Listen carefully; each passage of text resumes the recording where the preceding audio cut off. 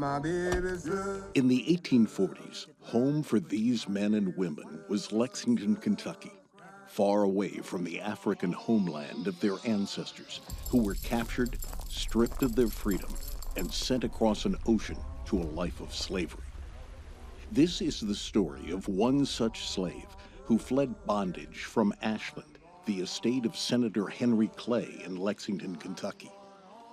Escaping the clutches of slavery was a terrifying and grueling ordeal. Every step tracked by slave catchers who were employed to pursue and return escaped slaves to their enslavers.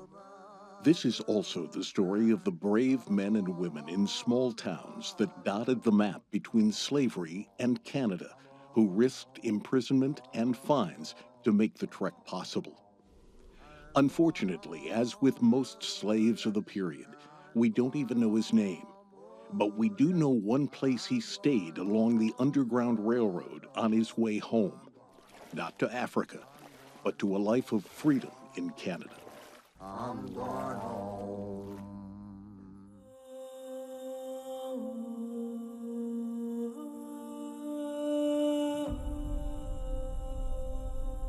Fleeing slavery wasn't simply about having the freedom to make choices.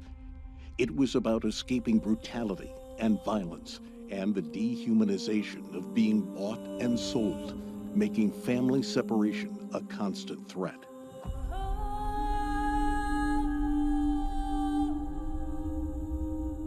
Enslavers regarded them as if they were livestock, animals, to be trained up and used and disposed of.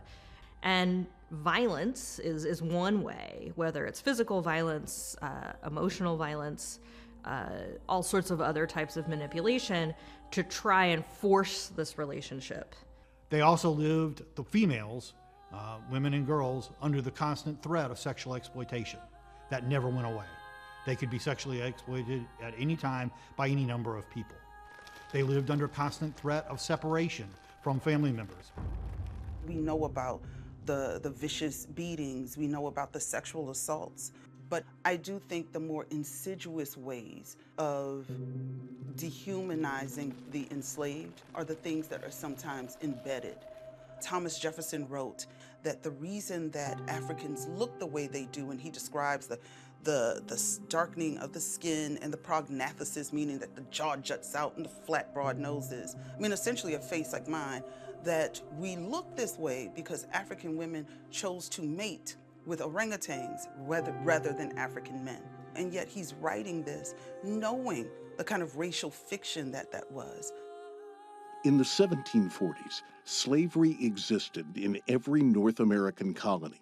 But by 1804, after the 13 colonies had become states and 4 more were added, 9 of them in the North had abolished the institution. The South, however, relied heavily on slavery as a labor force that could produce large cash crops like cotton, tobacco, and rice. In addition, slavery was deeply embedded in the social structure of the South. The South becomes a slave society. The North originally is a society with slaves. And so it eventually kind of dies out, largely because it's not necessarily the most economically viable labor system. The entire U.S. economic system was completely dependent upon the plantation system of the Deep South. Northern financiers, merchants, bankers, et cetera, factory owners were dependent on the cotton plantations. We are really talking about a system that is globally profitable. Cotton, rice, sugar, tobacco, these were crops raised in plantations to be sold in the world market. Southern-grown, slave-grown cotton was fueling industrial revolution in Britain. The textile industries in Manchester and Lancaster, their main supply was slave-grown cotton from the South. And this cotton was the largest item of export from the United States, and its value exceeded all other items of export until the Civil War. So we are seeing a very profitable system, that was fueling not only southern economic growth, but also national economic growth.